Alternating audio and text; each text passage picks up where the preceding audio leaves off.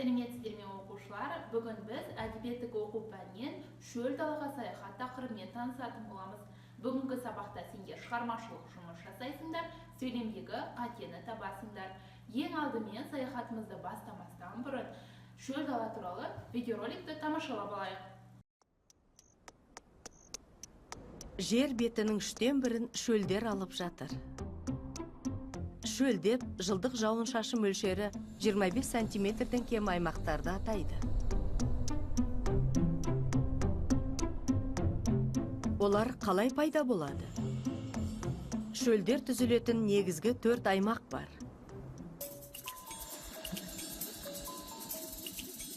Шөлдердің дені субтропиктердің маңайында орналасқан. Бұл аймақтарға бұл жетпейді, келген ауа өте құрғақ болады. Ол ауа экватордан келгендіктен, мұнда жеткенше бар ылғалынан айырылады. Сахара шөлі осындай аймақта пайда болған. Сахара 9 миллион шаршы шақырым мен 12 мемлекетті қамтитын әлемдегі ең үлкен ыстық шөл.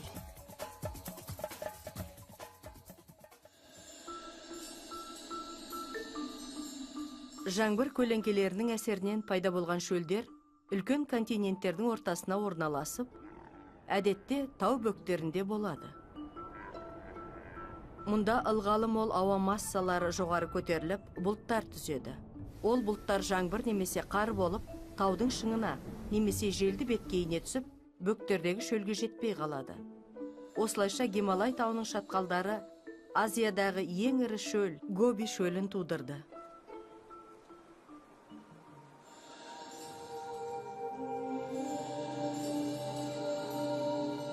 Мұхиттардың суық ағындары да шөл түзей алады. Орасан көп судың жанында тұрып, қалайша шөлге айналуға болады. Оның сыры мынада: суық су теңіз бетіндегі ауаның да температурасын төмендетіп, бұлттар құрлыққа жетпес бұрын жаңбырға айналып, суға жауады. Бұл әлемдегі ең құрғақ шөл Чилидегі Атакама шөлінің пайда болуына алып келді.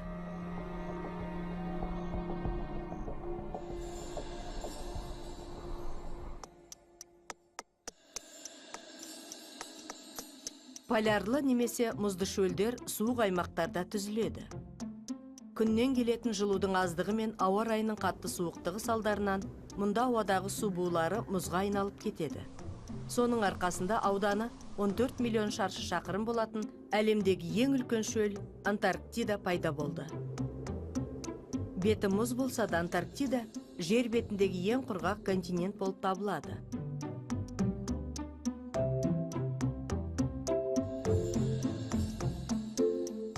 Мейлі тасты немесе құмды, ыстық әлде суық болсын. Кез келген шөлге тән бір ерекшелік бар. Олардың барлығы құрғақ болады. Оқушылар, видеороликті мұқият қарап алсақ, мына сұраққа жауап берейік. Шөл дала сөзіне сәйкес келетін сурет қайсы деп ойлайсыңдар?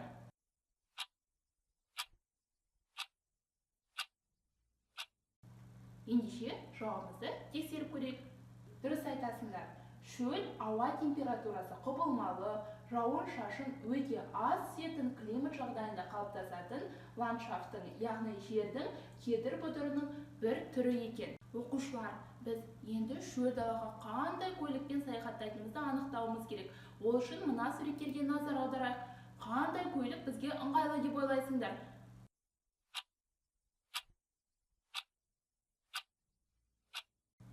Ал енді жауабымызды тексеріп көрейік. Дұрыс айтасыңдар. Біз шөл далаға саяхатқа түйемен барамыз. Себебі түйе шөлге төзімді жануар екен. Оқушылар, саяхатқа өзімізбен бірге қандай киім-кешектерді, заттарды алатынымызды ойланып көрейік. Өздеріңмен бірге саяхатқа не аласыңдар?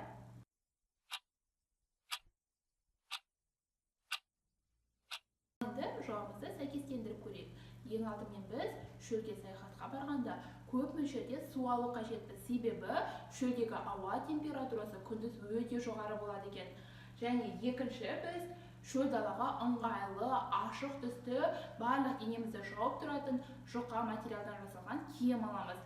Ауа температурасы құбылмалы болғандықтан түндегі ауа температурасы -2 градусқа дейін барады. Сондықтан да біз өзімізге қалың күртеше алу қажетпіз. және күннен қорғайтын көзілдірік пен крем алуды ұмытпаймыз. Оқушылар, өздеріңмен бірге тағы қандай заттарды алар едіңдер?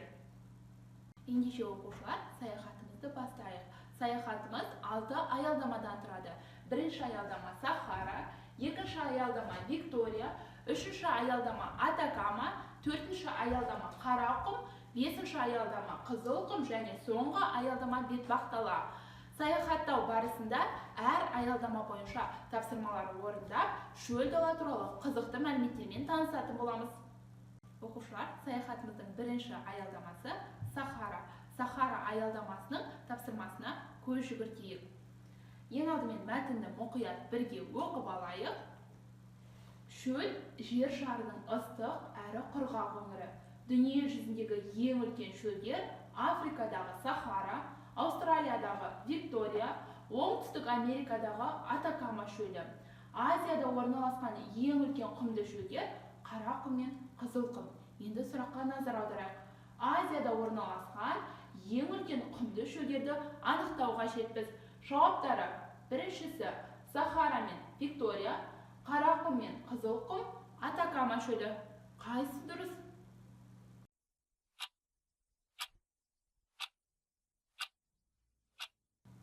Жауабымызды тексеріп көрейік. Иә, дұрыс айтасыңдар. Орта Азияда орналасқан ең үлкен құмды шөлдер Қарақұм мен Қызылқұм. Біз Сахара аялдамасының тапсырмасын дұрыс орындадық. Ендеше келесі аялдамаға саяхатымызды жалғастырайық. Келесі аялдамамыз Виктория деп аталады. Виктория аялдамасындағы мәтінді мұқият бірге оқып шығайық. Шөл өсімдіктер мен жан жануарлары ылғал тапшылығына, шақырайған аптап күнге, сусыған құмға бейімделіп алған. Қарақұм шөлінде жаз кезінде көлеңкедегі ыстық 50 градусқа дейін барады. Құмның ыстықтығы соншалық, оған жұмыртқа пісіруге болады. Мұндай аптапқа өсімдік қалай шыдайды екен? Шөлде өсетін сексеуіл жалпақ жапырақты орман ағаштарына мүлде ұқсамайды. Онда жапырақ орнына сөлге толы қошқыл, жасыл шашақты бұтақтар өседі. Себебі жапырақ кіші болған сайын ылғалдың булануы азаяды. Өсімдіктер осылайша сая таптырмас аптапқа да қалыптасады. Шөл өсімдіктерінің дені ылғалдың мол кезінде, ерте көктемде немесе күз түскенде тіршілік етуге бейімделген. Ерте көктемде құмның арасы бірнеше апта кілемше құлпырып, ғажайып түрге енеді. Көп замай аптап күн осынау жасыл кілемді сарғайтып, тез күйдіріп жібереді. Алайда өсімдіктер гүлдеп, тұқым шашып үлгереді. Оқушылар, Виктория аялдамасының сұрағына назар аударайық. Шөл өсімдіктерінің жапырақтарының ерекшелігі қандай? Бірінші жауап: қабыршақ, шырынды жапырақ. Екінші жауап: сөлге толы қошқылы жасыл шашақты бұтақ. Үшінші жауабы: ұзын жалпақ жапырақты. Және соңғы жауап: қалың сөлі мол жапырақ. Дұрыс жауабы қайсы деп ойлайсыңдар?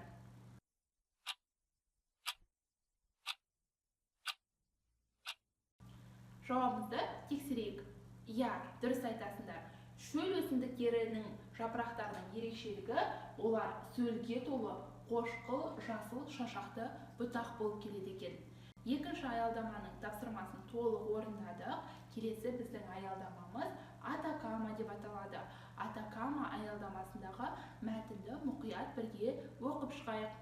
Шөл жәндіктері аптап ыстықтан пана табудың жолдарын біліп алған. Олардың көпшілігі күндіз інтібінде жатып, күнкөріс қамына түнге қарай кіріседі. Міне, сусыған Қызылқұмның жалында тас мүсіндей қатып кесіртке тұр. Ол құйрығын әреді қайқан еткізіп қойып, өзінің қорегін майда қоңызбен көбелек аңдуда. Бұтаққа оралған сұр жылан өз олжасын бағып, қалшиып қатып қалыпты. Ол кесірткенің өзіне таянған сәтін күтуде. Оны оқ жылан деп бекер атамаған. Құм жалдарының арасы шұрық-шұрық інге толы. Бұл ірі құмтышқанның жерасты қалашығы. Осы арадан ұзындығы метрден асатын алып алабұжақ кесіртке келісті де кезіктіруге болады. Сүйріктей сұлу қара құйрықтың көзді ашып жұмғанша құм жалдан асып бара жатқанын байқайсың. Оқушылар, Атакама шөліне берілген мәтінді мұқият оқып болсақ, тапсырмасына назар аударайық. Шөлде тіршілік етуге бейімделген жан-жануарларды белгілеу қажетпіз. Қане, ойланып көрейік.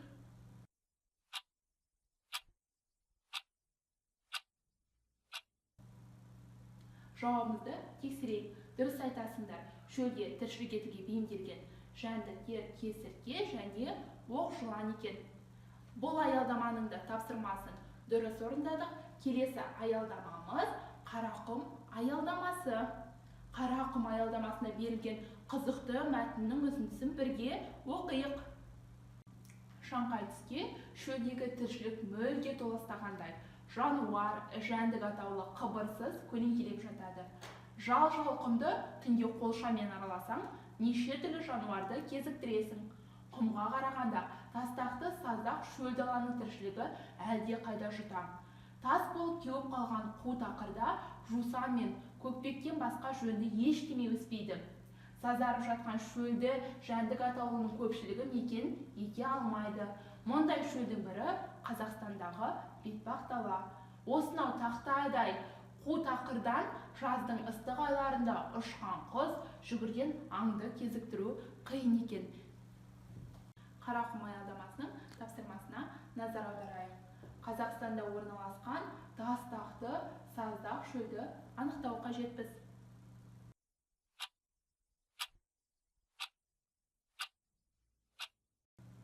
Жауабымызды тексерейік. Ол бізге бетпақ дала. Келесі аялдамамыз Қызылқұм аялдамасы. Қызылқұмда берілген мәтінді бірге мұқият оқып шығайық. Су бар жерде ну бар дейді халық мәтелі.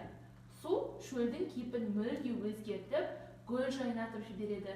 Жайқалған мақта танабы, шырынды жеміс, қауын қарбыз, судың дарқан күннің қуатымен пісіп жетіледі. Жердің шөлін қандыру үшін адамдар ерте заманнан бері қолдан тоған байлап, арық қазып, суармалы егісті пайдаланып келеді. Жыл сайын шөл даланың игерілген бөлігі молая түсуде. Тапсырмаға назар аударайық. Суға байланысты айтылған мақал мәтелдерді тап. Судың да сұрауы бар. Сәуір болмай, тәуір болмас. Табиғат жер байлығы, батырлар ер байлығы. Су бар жерге ну бар. Дұрыс жауабын бірге тауып көрейік.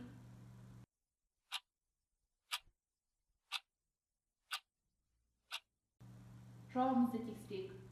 Суға байланысты айтылған мақал мәтелдер. Судың да сұрауы бар, су бар жерге ну бар. Бұл тапсырманы да дұрыс орындадық. Келесі біздің соңғы аялдамамыз бетпақ дала аялдамасы. Білгенге маржан. Күнделікті ақпарат құралдарынан, газет, журнал, энциклопедиялық анықтамалардан, қоғамдағы өмір, ғылым, мәдениет тағы басқалар жайлы әдеби танымдық мақалаларды, хабарларды, күнделікті жаңалықтарды оқуға болады. Оқушылар, бізге берілген соңғы тапсырма жазылуы қате сөйлемді табу қажетпіз. Шөл дегенде қайнаған су іш, шөл дегенде қайнаған су іш. Қай сөйлемде қате бар?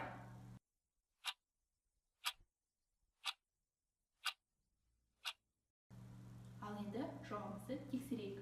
Яғни шөл дегенде қайнаған су іш деген сөйлемде қате бар.